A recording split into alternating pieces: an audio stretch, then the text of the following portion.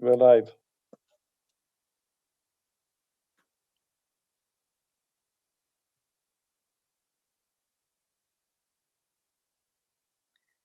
Assalamu alaikum wa rahmatullahi wa barakatuh, and greetings on this last day of the blessed month of Ramadan. And welcome to part 2 of a Shaykh Fadhlalla Haeri Foundation sharing of an uncommon dialogue between Shaykh Fadhlalla Haeri and Dr. Adnan AlAdnani on the topic of Ubudiya and Ruhaniyya, the two facets of human beingness.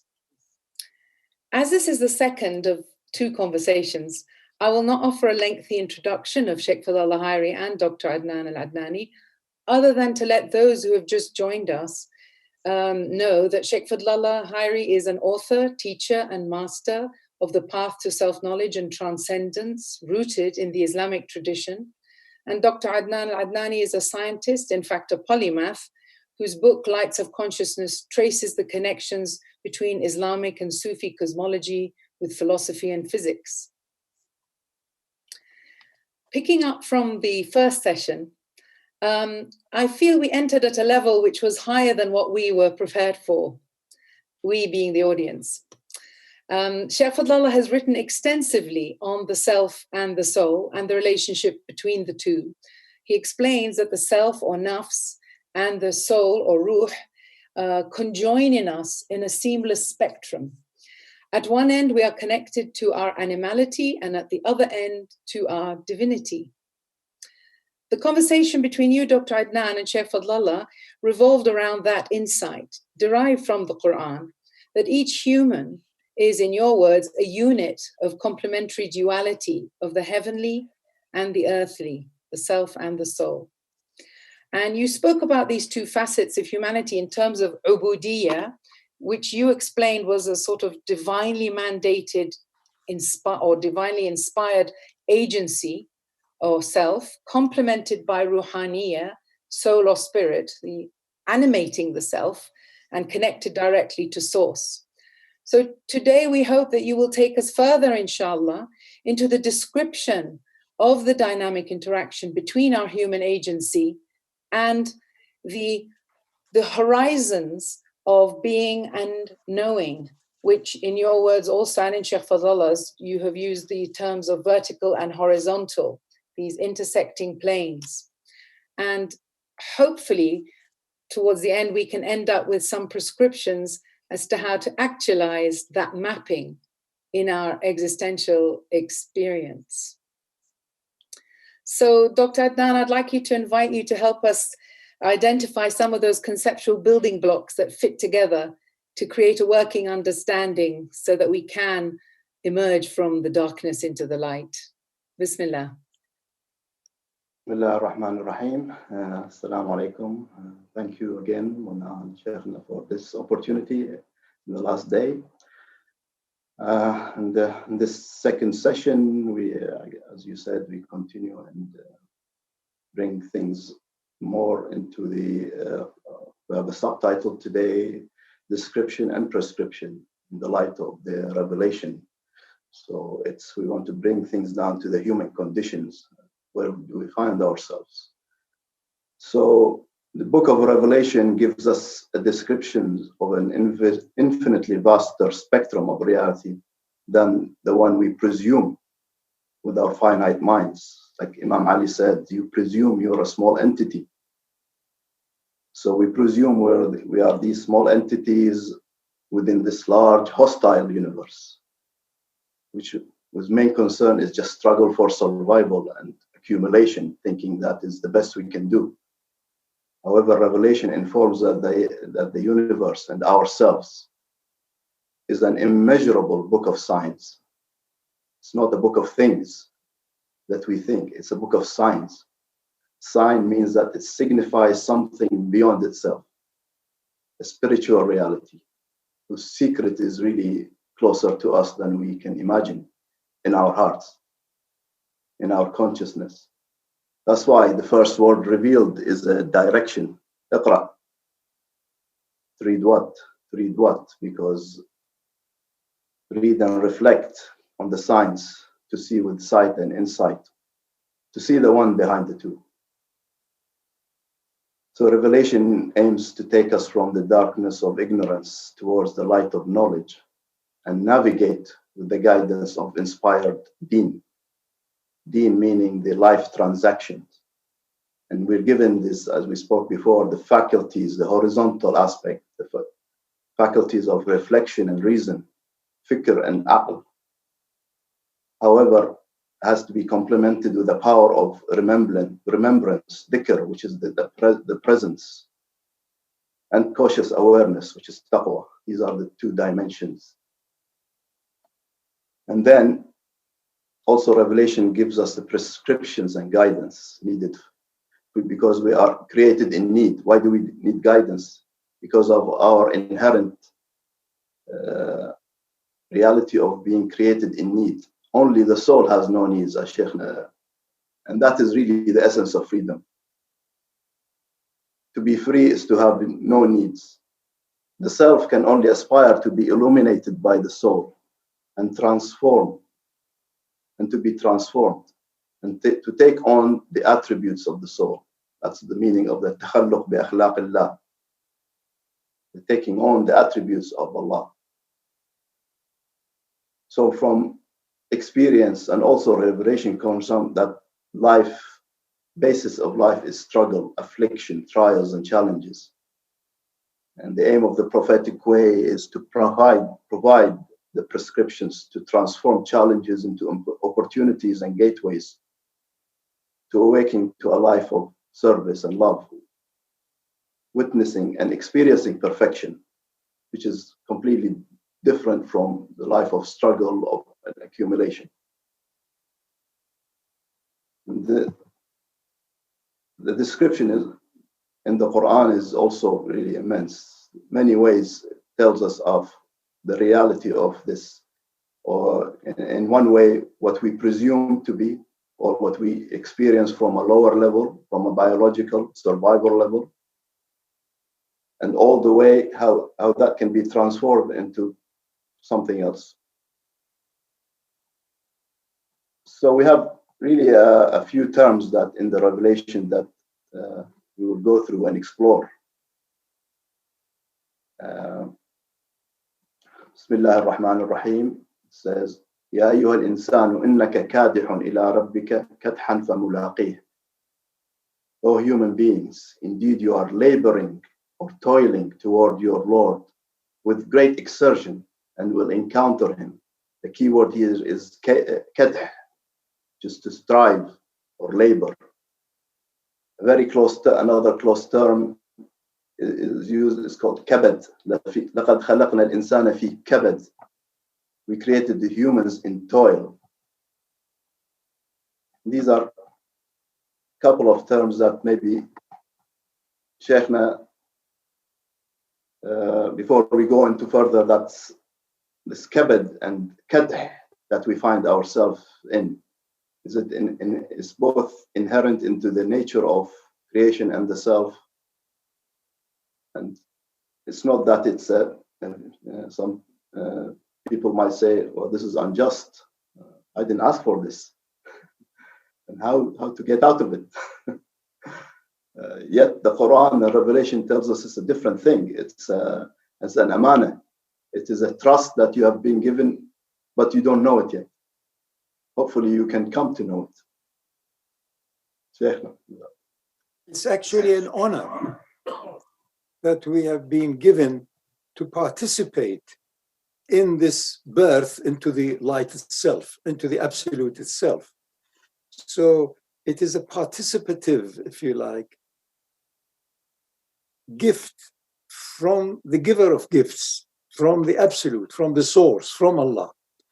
So it could have been all done by itself without any effort, but to have a desire, to have a will, to make an effort and fail occasionally until you get it right. How do you get it right? By doing it without attributing any of its process, its power, its outcome to you. That is the honor. So you participate, if you like, in a most sacred type of activity. Allah's power and reality is kun fayakun. But how can you know that kun fayakun and its magnificent, perfect, cosmic immensity other than through doing something yourself and finding how difficult it is, how things is, how impossible. Eventually you say, it's only by Allah. لا بجد واجتهاد. وما رميت إذ رميت ولكن الله رمى.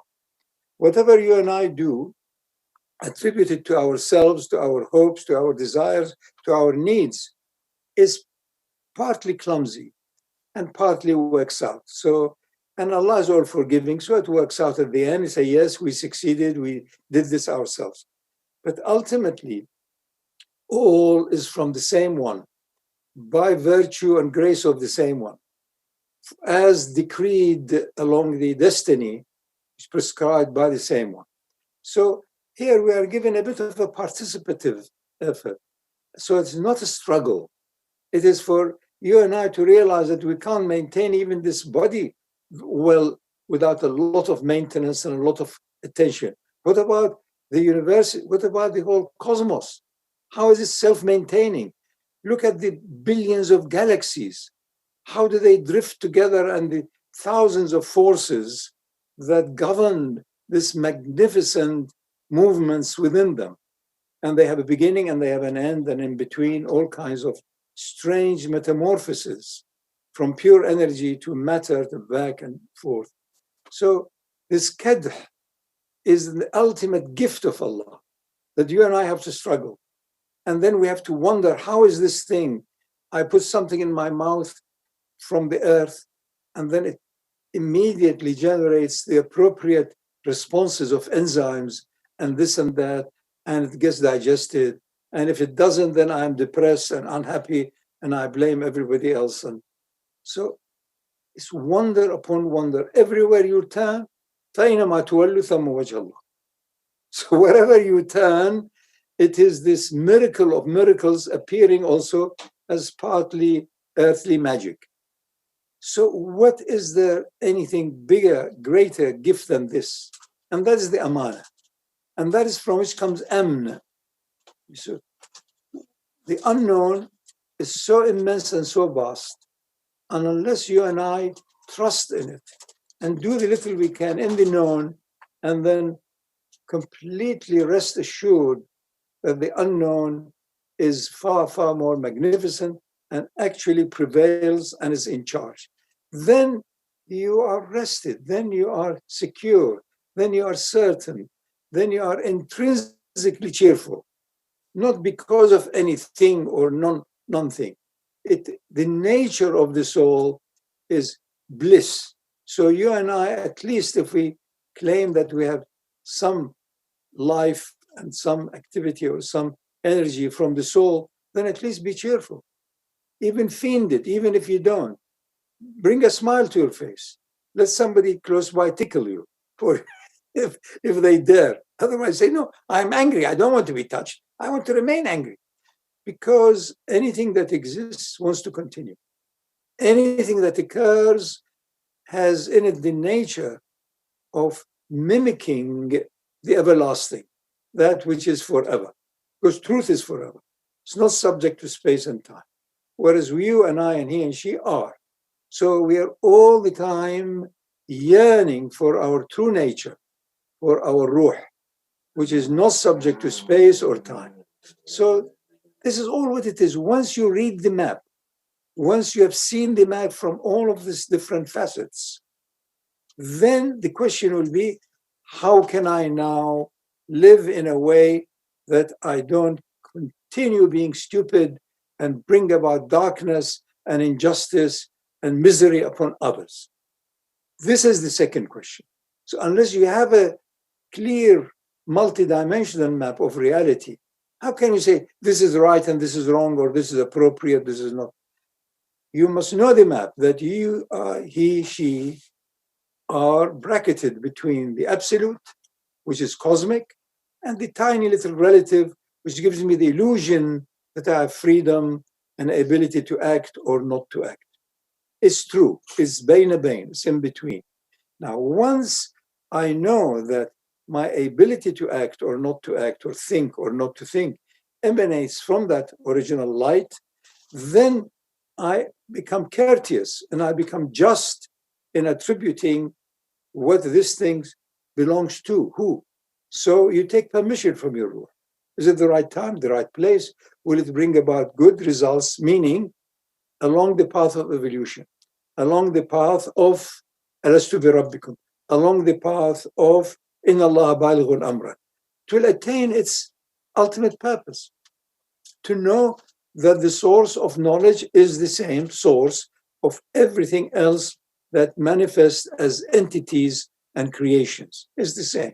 There's only one God, one creator, one source of light.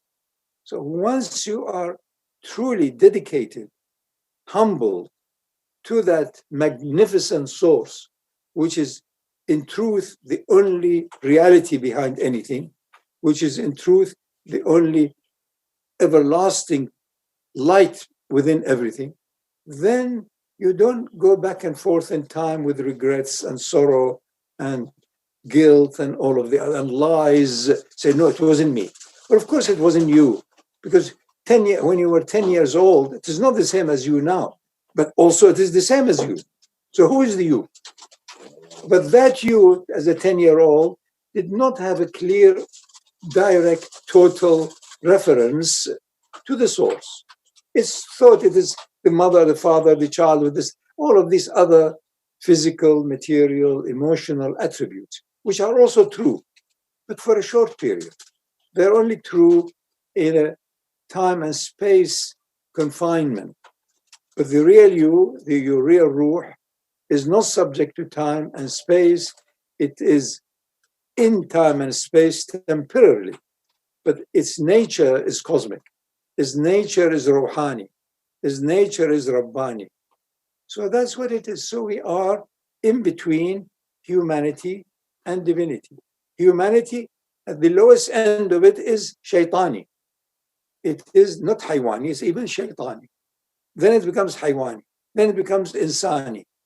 And then hopefully it realizes that the truth of it is the same Ruhani. And then you're no longer just feeling responsible or caught in a confinement. You're liberated from the illusion of otherness. You are free now in not falling into the constant pitfalls of darknesses of the shadows and the lower self.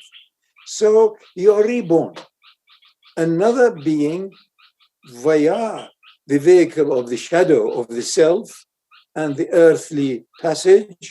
You're reborn into the reality from which you have emerged. So this is worthy of celebration.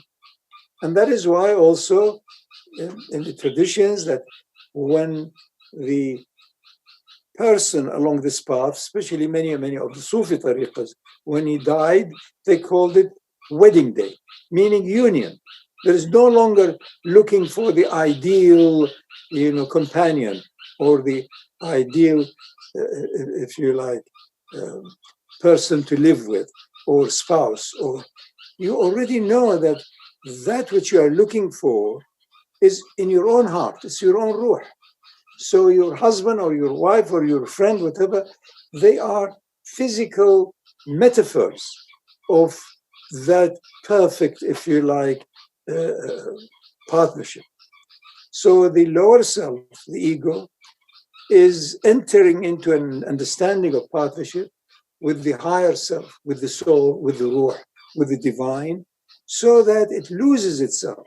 That's why, in the sense of love, you lose yourself.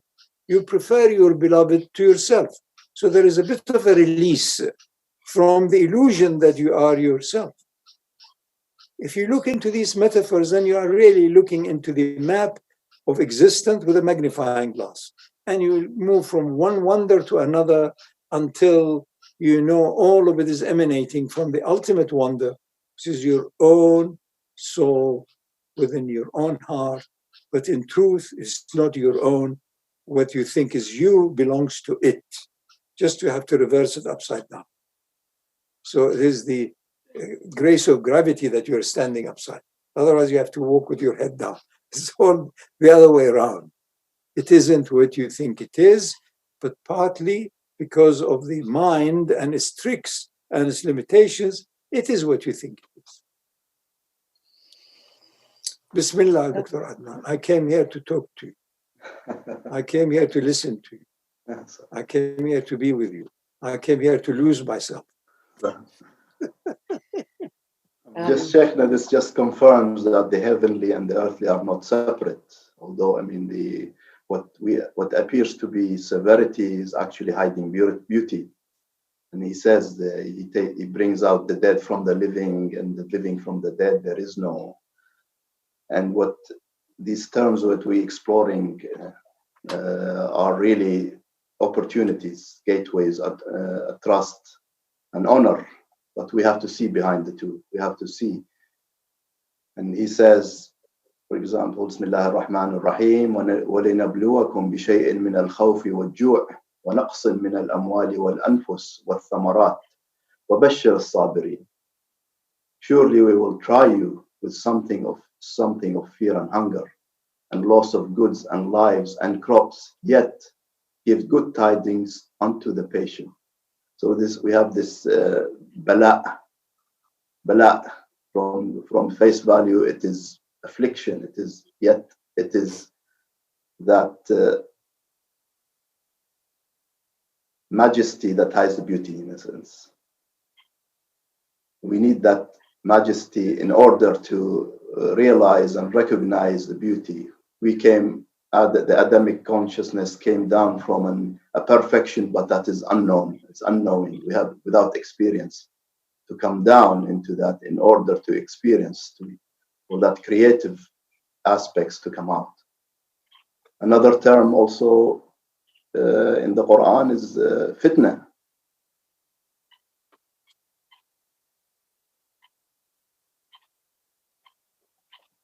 Fitna means also trial and test, but it's also a test of authenticity. So we are being given these fitan, these trials, but they are actually a taste of authenticity for ourselves. Allah has no needs. He knows everything. We need to reflect and be truthful with ourselves. In the case of Prophet Musa's stories, he says, "Istamshi ukhtuka fataqula hal adullukum ala man yakfalu فرجعناك إلى أمك كي تقر عينها ولا تحزن وقتلت نفسا فنجيناك من الغم وفتناك فتونا." When your sister went and said, "Shall I direct you to someone who will be responsible for him?" So we restored you to your mother that she might be content and not grieve. And you killed someone, but we saved you from retaliation and tried you with a severe trial. Fatanna futuna. And you remained some years among the people of Midian. Then you came at the decreed times of Moses. So again, these two terms of bala and fitna, severity on face value, yet this immense really opportunity. And every prophet in every story has gone through this fitna. But these are waymarks to bring out the light. Is this, Dr. Adnan, how we should understand suffering? From one aspect, suffering, yes, we suffer. There's no denying of that. But what does Revelation tell us? What does it is? It is an aspect of manyness. It's what drives us. Without suffering, why do anything? But it's not. Cannot be understood as victimization, because that's not seeing the light. That's looking only down to the earth, to the desperation. But that's the purpose of revelation. We need that. To be in need is to need that guidance to see the light. That this suffering is actually more of a training ground.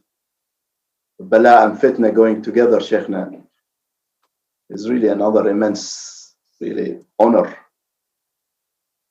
Only if we can see. Bala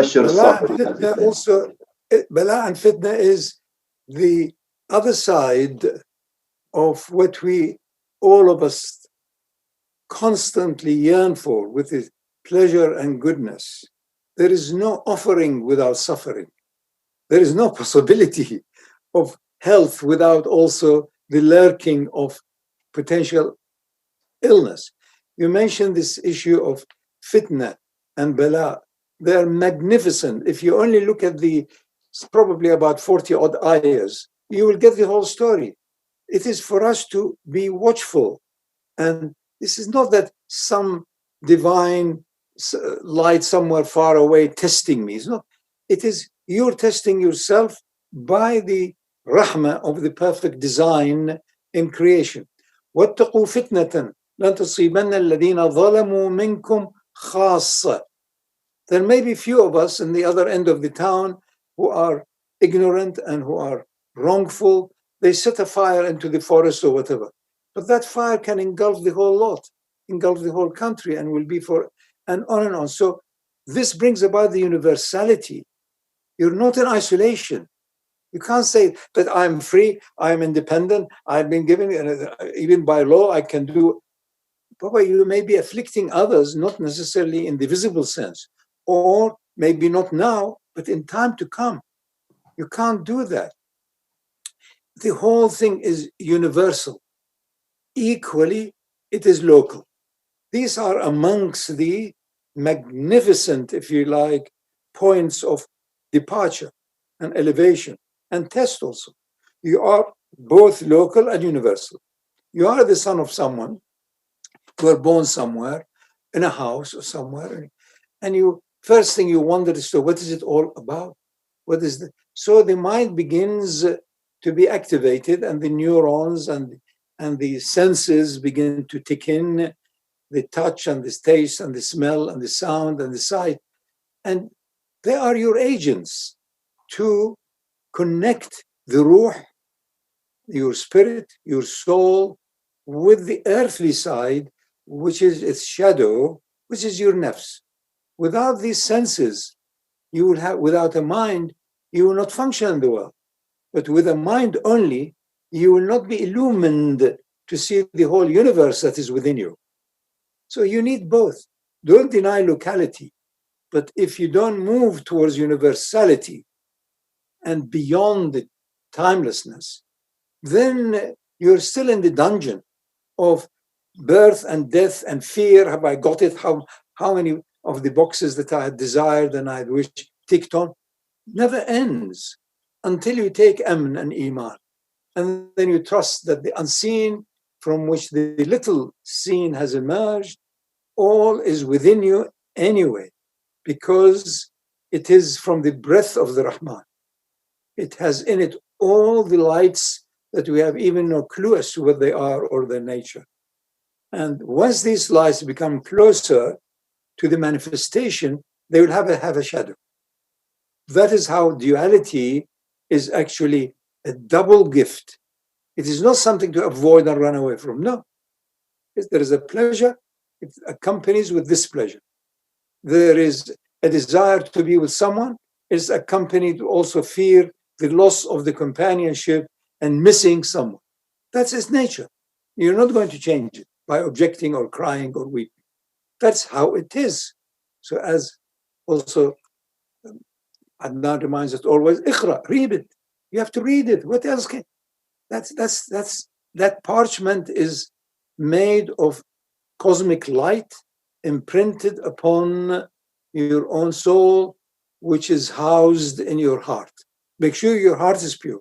Otherwise, that light will not shine. Make sure your mind is clear.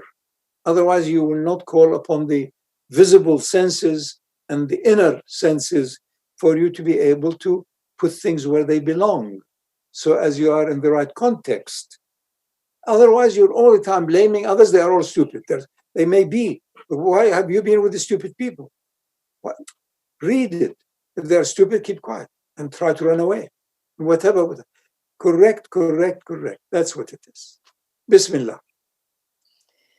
Adnan, if I could ask you to come in on as a response to Shaykh Fadhlalla talking about these inner and outer senses, to perhaps tell us a little bit about what are the faculties with which we can apprehend the logic or grace of divinity?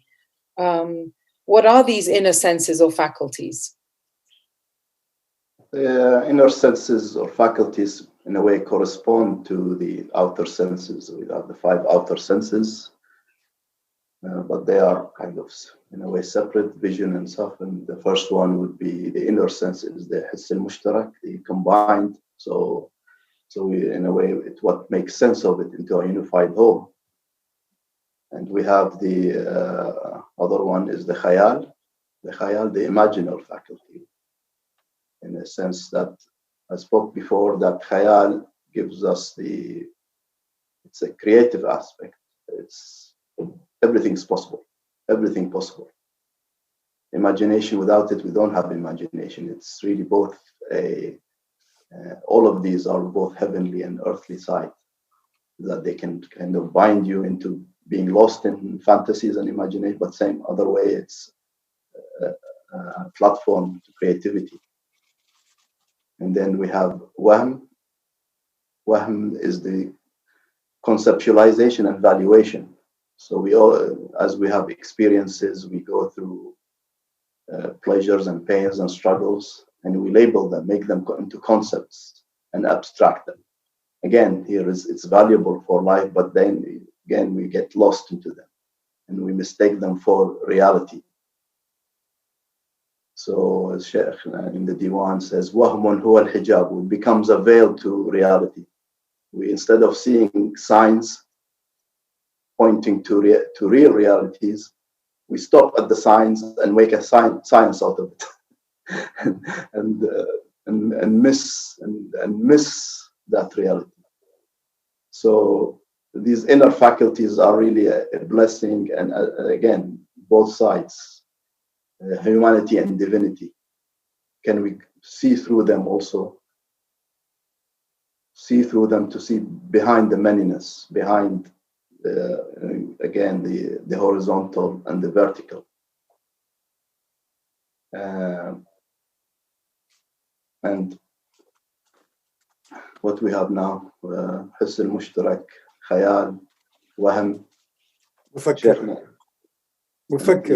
and the thought, the thinking, the reflection, that brings again where aql and fikr meets. That is also, as I mentioned, it's the engine of the horizontal life, and also without that required to be complemented by dhikr. And also the last one is memory. Without memory, in a way, you can't function. But again, it patterns us.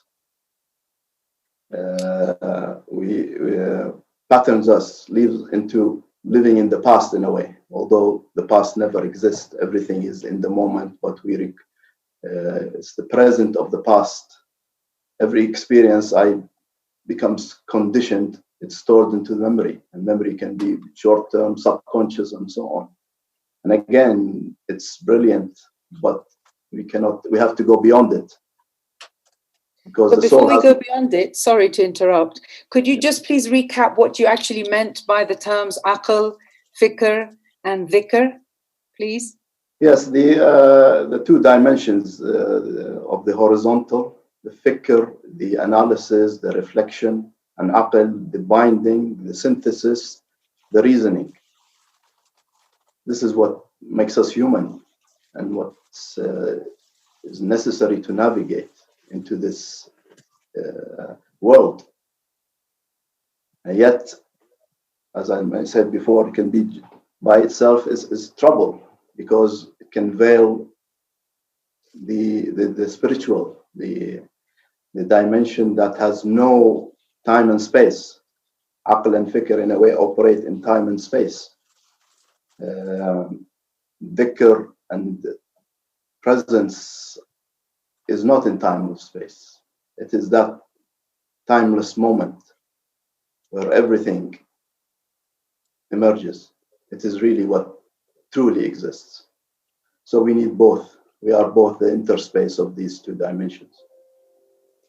The interspace. Yes, the barzakh. The human consciousness is both. I'm aware of time and space. Everything is happening. Everything emerges in time and space. It's here and not here, there, now and tomorrow. But So if can I just recap what you're saying? So when we're applying our thought, our fikr, and our rationality, our intellect, the ability to synthesize and analyze using the aql.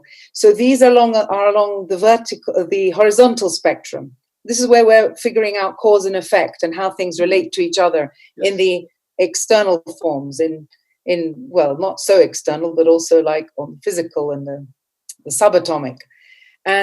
But this is, you're saying, is this insufficient? You need the vertical, the dhikr, the remembrance. Remembering what? And how? What is that underpinned? Is it just vertical all the way through dhikr? Is there something underpinning that remembrance? Well, as I said, the horizontal domain is what we consider outer. It is all appearances, including feelings and thoughts and all that. All these are appearances in this domain of consciousness.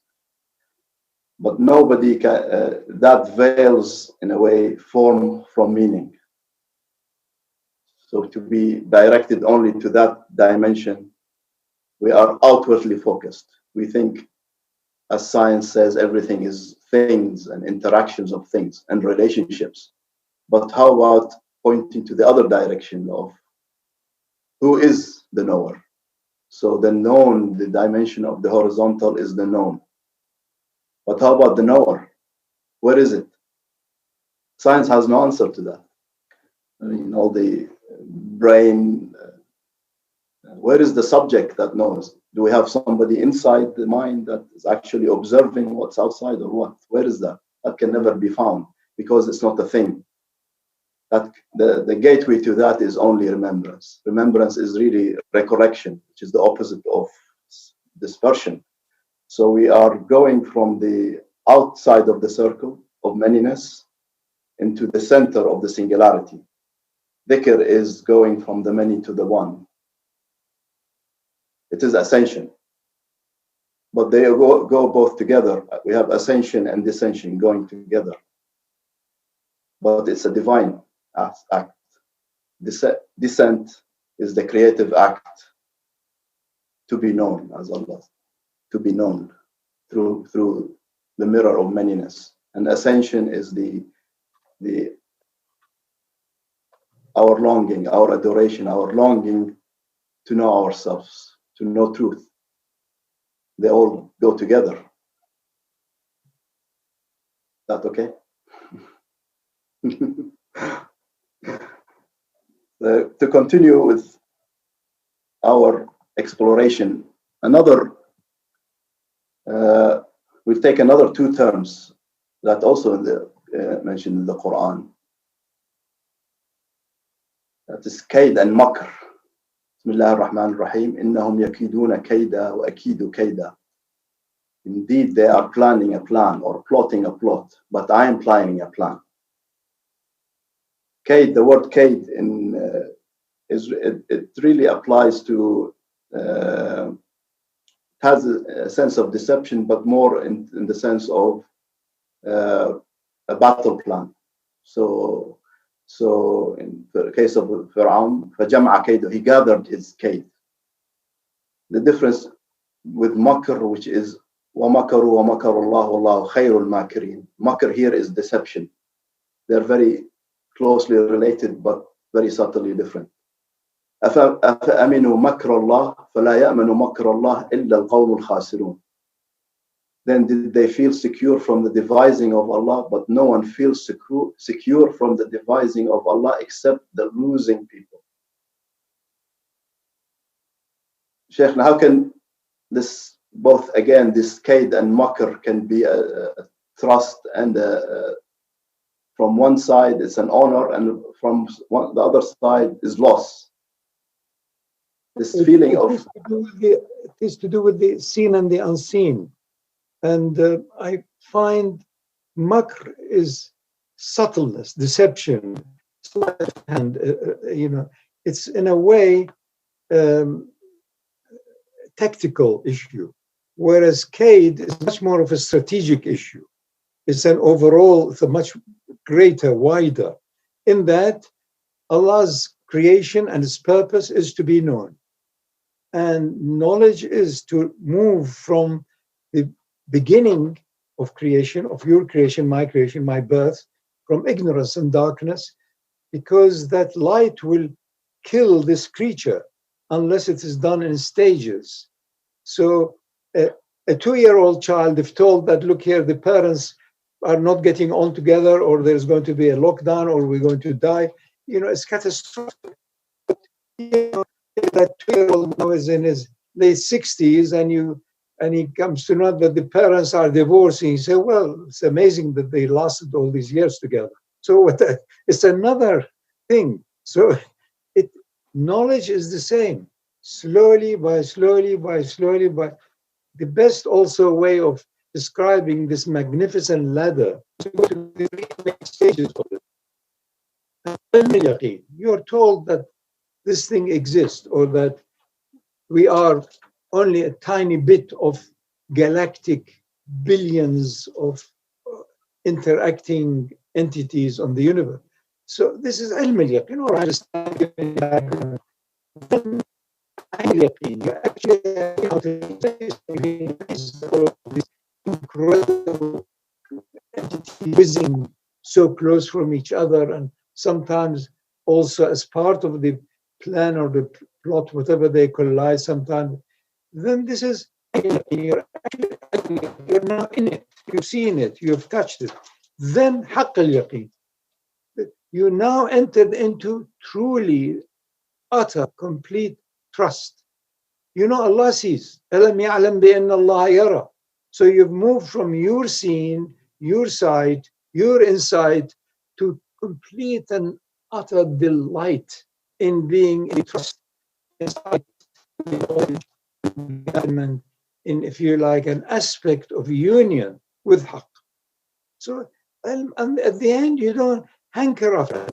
Initially, as a child, you are encouraged to seek ilm by the parents. So because this is a big channel towards, understanding Tawheed.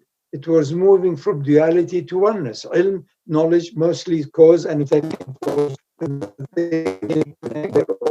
So it is an avenue that begins its foundation in dualities, conflict, and this other side, this other end, is unity. So we encourage a child to acquire ilm and then become skills. Nowadays, become mostly skills and abilities to survive. Survive meaning what? To be able to eat and sleep and have a bit of a shelter. And then what? That's why most people's lives are empty. And they blame each other because he or she's thought his or her fulfillment lies in this other idiot who's also confused and at a loss. And subconsciously scared of the end of it. And not yet. No, I haven't yet gone for this activity because I've been promising myself I like to do on and on and on. It's endless. Knowing that your real soulmate is your soul. So this is haqq al-yaqeen. This is not just knowledge, it is you are at one with that knowledge. Then you don't hanker after information overload. No, sure. What you need to know will be given to you at the time that it is judged that you need to know. Not by judge, by the ultimate judge, by the creator of it all, the sustainer of it all, the maker of its destiny of it all. You know yourself to build to the knowledge that you become full in that.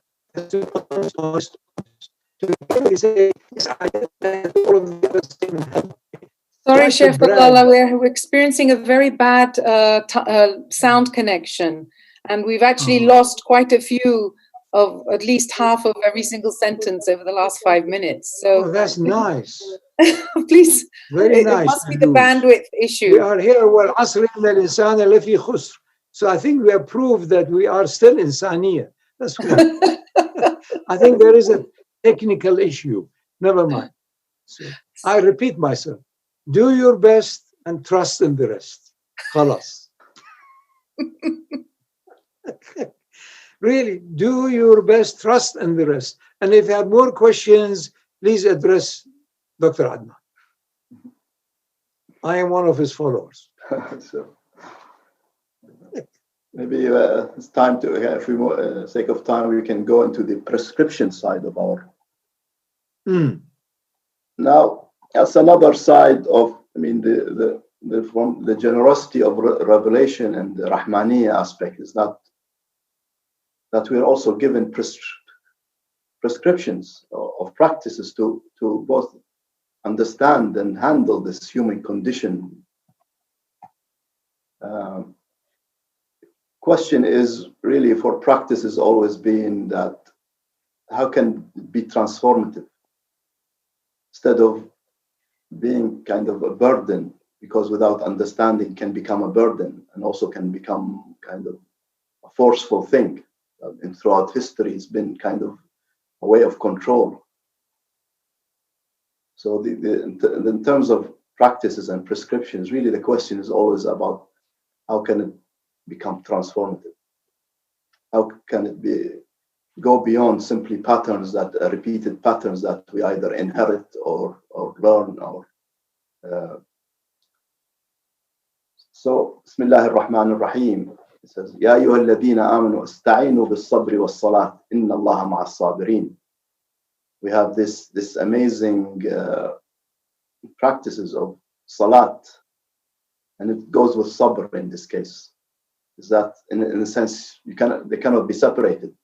The root of salat is fire. It's to kind of, it's the majesty that hides the beauty, the fire that straightens. Tasliya.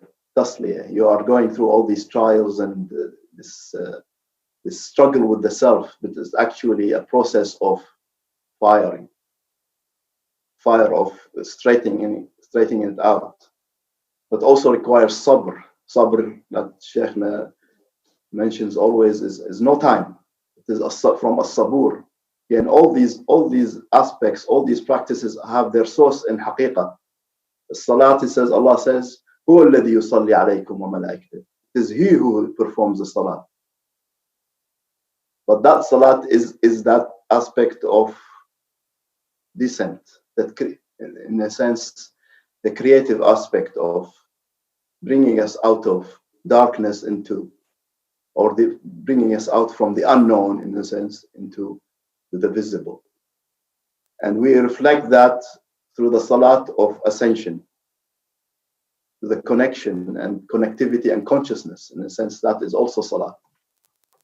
But can we have the sabr, Shaykhna? Can I have infinite sabr? We have emerged from sabr. We have emerged from timelessness. The ultimate, the source and the destiny of sabr is out of time, out of space. And that is, هل أتى على الإنسان حين من الدهر لم يكن شيئا مذكورا. Is before the manifestation of what we call now is this universal, magnificent creation and all of that. So we have two dhikr. One is the human, which is alive because of the ruh, and the other one is before all of these entities and bifurcations, be and not be. We encompass both. And that is what makes angels be surprised. That you are creating something now who has power, who has the body power in a sense. So the only antidote to man causing havoc on earth, as we are doing collectively more and more, the antidote to that is the amazing web that catches humanity. And that web is made of the material of it are the divine attributes. Al-Azim, Al-Qawi, Al-Baqi, Al-Qawwi. Once you know you are in this web of the divine attributes, then you cannot cause havoc unless you are completely, utterly by idhn, by permission, by divine decree. That means وَمَا رَمَيْتَ إِذْ رَمَيْتَ وَلَكِنَّ اللَّهَ رَمَى. Then it's no you anymore. It is a direct, absolute thing, and you appear as a vehicle for it. See, that is why we love also extremes. That's why the heroes also often describe what came upon them as unknown. I don't know what came upon them. I could have never done that myself. I don't know what it is. They can't hear. Technical issues again. Your voice is breaking up. It is I am who is breaking up. Can you hear that?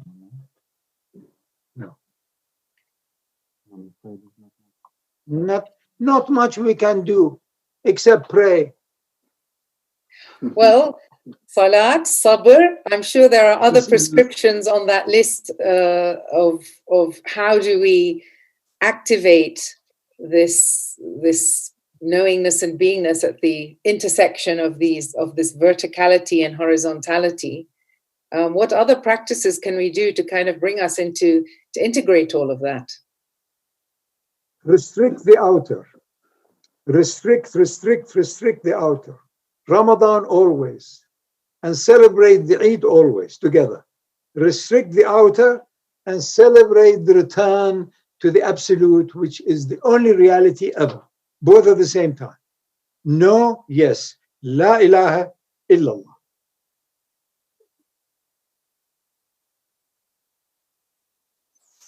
Subhanallah, Adnan. Yes, I mean, it's indeed, I mean, these prescriptions, I mean, prove that everything is one and the same. It's like when it says, another says, وَأَقِيمُوا الصَّلَاةَ وَآتُوا الزَّكَاةَ وَارْكَعُوا مَعَ الرَّاكِعِينَ. Here, the zakat is in a sense, the horizontal, has both horizontal and vertical. Horizontal is, zakat is really service. The root zakah means increase. What we think is actually giving away, in reality is increase. Because giving away is really giving away of yourself, means increasing the light of the soul. And the zakat also has the divinely side. أَلَمْ تَرَ إِلَى الَّذِينَ يُزَكُّونَ أَنفُسَهُمْ بَلِ اللَّهُ يُزَكِّي مَنْ يَشَاءُ وَلَا يَظْلَمُونَ فَتِيلًا. Have you not regarded those who purify themselves? Nay, only God purifies whom He will, and they shall not be wronged a single day. So we usually think we are the ones who are performing zakat. I am the one giving. Look at me and all that. And I am looking for honors. But God said, no, that is not. It's actually my energy, my own purification that you are reflecting, maybe in the wrong way. So that's another way of seeing how these are connected. Tazkiyah is really goes with قد أفلح من زكاها. قد أفلح من زكاها. And then another ayah says, ولا تزكوا أنفسكم. So these two have to be reconciled. As Dr. Adnan was just saying, you can only succeed to knowing, being at one with your own ruh is by tazkiyat al-nafs. Get out of it. And the other one is وَلَا تُزَكُّوا أَنفُسَكُمْ. Don't ever say I am pure, because this is the nature of the nafs. It cannot be purified. It is a bundle of agitation and darkness. So you can't purify it. Just transcend it. Leave it. Say, I know your nafs. I know my nafs. Nothing will ever satisfy it. Thank you, nafs. I've known you. I've lived with you. But now keep quiet for a little while. For half an hour, I want to lose myself and be recharged. So there are some wonderful ayahs in the Quran that if you put them together, you will move to another zone of transcendence in illumination. SubhanAllah. So this is think I lost my speech. You were talking about zakat, tazkiyah, and yes, I mean in any case, all the prescribed practices, in essence, if you look at them, they are kind of breaking of habits. That's why the nafs doesn't like it. We like continuity, and to tell me leave everything and go and do salat, or just give away of your wealth, or go to Hajj, which is really effectively you are kind of a mithal of Yawm al-Qiyamah, an exemplar of Yawm al-Qiyamah, kind of. That's just leaving everything, leaving duality. So all these practices really are, in essence, breaking out of the habits of being me. Being me. What gives us strength as the self is this patterning, these patterns that we get used to, which gives us an identity. And all these practices really are to kind of transcend the identity. We have the month of fasting. What is fasting is but giving away, abstention from what's inner and outer. Going into dhikr. Why? Because there was too much fikr. We need to balance that with dhikr, with the Quran, in order to have that Laylatul Qadr. Allah says in the Quran, وَمَا قَدَرُ اللَّهَ حَقَّ قَدْرِهِ. They have not given Allah His true measure. For me, that qadr relates to Laylatul Qadr. Can we approach that giving Allah His true measure? Is that possible? Through our... The only possibility. Is the only possibility. And the Ruh knows. That's to be Rabbikum. But how can the mind, the tiny little flesh, ever know? It gets scared because it wants to maintain its identity, as you said. So, yeah, indeed, that's why Laylatul Qadr is such a mentioned as a rarity and linked to Layl, which is the unseen, and it's not something you can measure. It's immeasurable. Can we get into that immeasurable? As long as you're calculating and trying to find it in time, you kind of miss it. It is at non-time, because Allah's qadr is immeasurable. So other than the prescribed, non-prescribed, we have other. Bismillah ar-Rahman ar-Rahim. وَلَا تَسْتَوِي الْحَسَنَةُ وَلَا السَّيِّئَةُ ادْفَعْ بِالَّتِي هِيَ أَحْسَنُ فَإِذَا الَّذِي بَيْنَكَ وَبَيْنَهُ عَدَاوَةٌ كَأَنَّهُ وَلِيٌّ حَمِيمٌ. This is like pushing practice and prescription into another zone of ihsan, which is really beauty.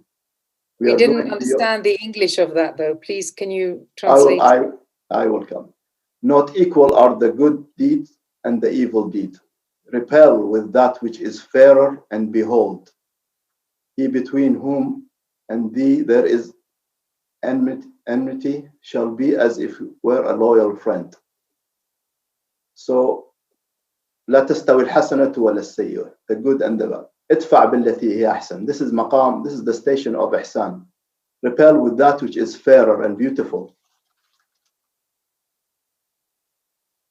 فإذا الذي, then you see that all enmity, all separation, in a sense, is annihilated. Your enemy is seen as your friend because he reflects you. If you think you are now good, at some point you weren't.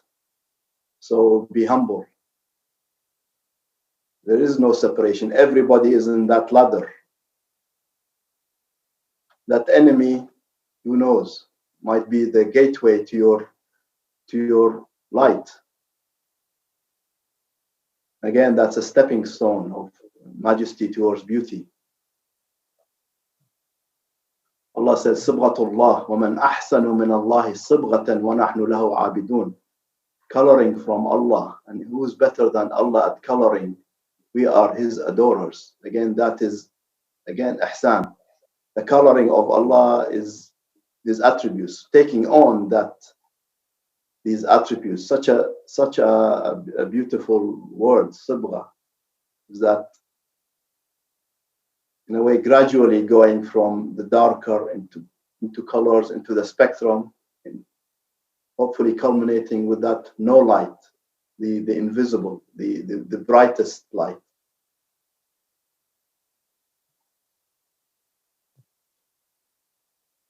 فاقم وجهك للدين حنيفا فطرة الله التي فطر الناس عليها لا تبديل لخلق الله ذلك الدين القيم ولكن أكثر الناس لا يعلمون.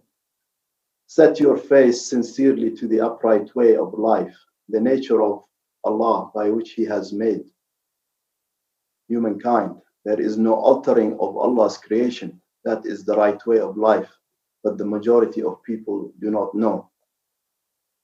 This primal fitrah of being a soul, of being really a heart, how can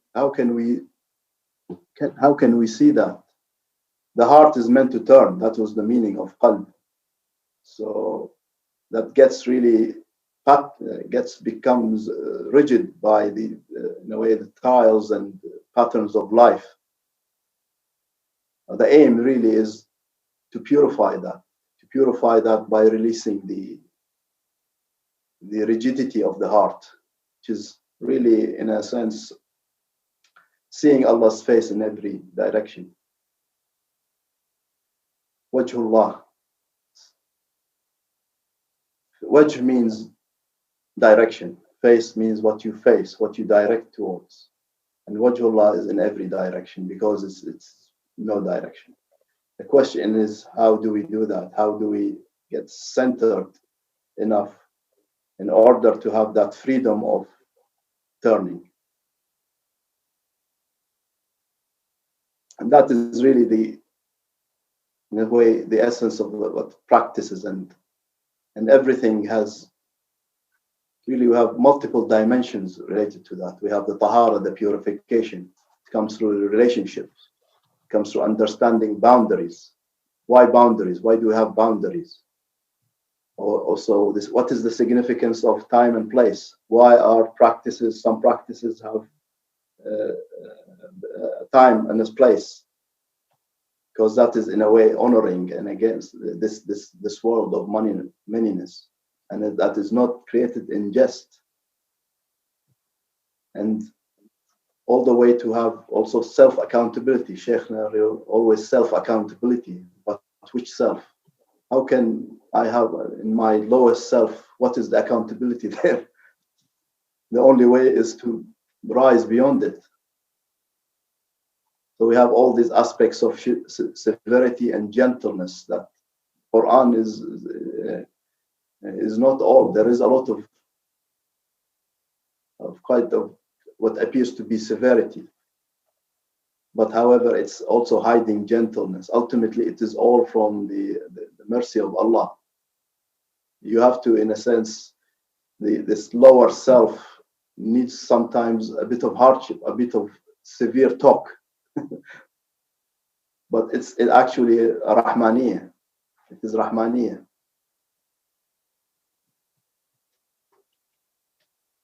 And then we have this, Shaykhna, this issue of intention, which I've always grappled with, because it's in relation to volition, because the volition of the mind is really a very narrow or a very thin aspect of our consciousness. What actually drives us most is the subconscious, what we have kind of accumulated in our all this interaction of outer and inner. And it's always as for everything, every action is according to intention, but not intentions are equal, are they? It's all to do with who am I and where am I? And the purification of intention is key here, because not all, how many intentions are really not of much value, Shaykhna?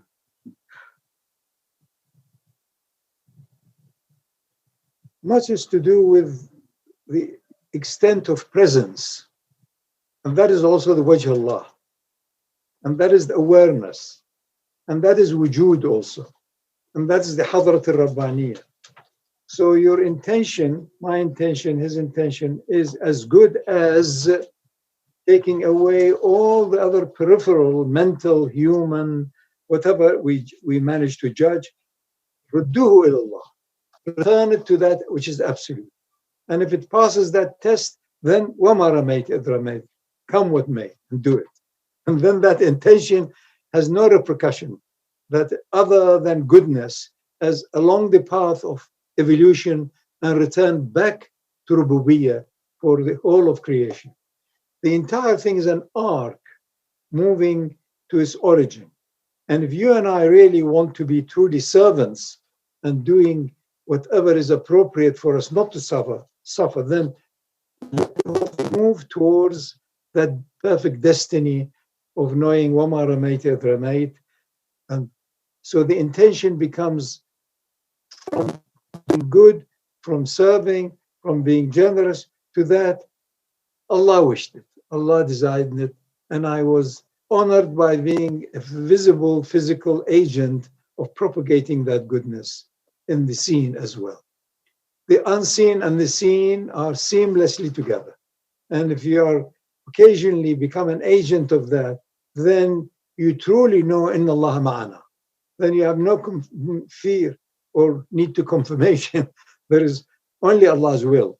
Occasionally it's interrupted by human mischief and stupidity. After a while it turns back again. Gets back again that we are here on this earth in order to tune ourselves to that which is higher than the material, physical, emotional, lights of lights. If we do that, then we saved ourselves from our lower self. And if we don't, Allahu balighun amrah, it will come back to that, irrespective of how much virus we want to eradicate or how many warfares we have with others. The ultimate purpose is to realize the ever-present oneness of what we experience and the ups and the downs. Maybe Muna, one thing I would probably says, Nifari says, كلما اتسعت الرؤية ضاقت العبارة. As the vision expands, the expression is constrained till we go into silence. And I think it's time to do that. What a gift. What a gift. Thank you, thank you, thank you, thank you, thank you. Thank you, Allah, for silence. Thank you, Allah, for testing us through noise. There is only you, none other than you. إنما هي فتنتك. It's only his fitna. So as you get purified, you get tested. That's it. And what a gift. Can there be anything more than that? Salam. Thank you very much, Shaykh Fadhlalla. Thank you, Dr. Adnan. You've given us again so much to digest and think about and to wrap our minds around. The prescriptions were very dense. The sabr, salat, and Shaykh Fadhlalla, you reminded us about the restriction of Ramadan, always be in that state of restrictions and then balance it by the Eid of celebration. And zakat, ihsan, tahara, boundaries, the significance of time and place, self-accountability, Dr. Adnan, and intention, the delicate balance between intention and volition. Thank you very much for all of these reminders of this prescriptive path that we have been gifted with. Thank you so much for your time and energy. And I hope that we can invite Adnan to lead us into an exploration of Tawheed in another or separate webinar. We need to pierce that fog to see the one and nothing other than the one. Eid, inshallah, is tomorrow. So the next session that we are going to have with Shaykh Fadhlalla, with Dr. Sadia Sheikh, will be held next week on the 31st, inshallah. So do please join us then for that, in a continuation of the Sufi cosmology of life. It just remains for me, on behalf of everybody and the whole team here, to wish you all a blessed Eid, Eid Mubarak. And may the gifts of Ramadan remain with you like seeds growing into beautiful trees of luminous lights and blossoms of knowingness, of truth, and sustenance, inshallah. Peace and blessings be upon the Prophet Muhammad, his family and his companions. Thank you so much, everybody.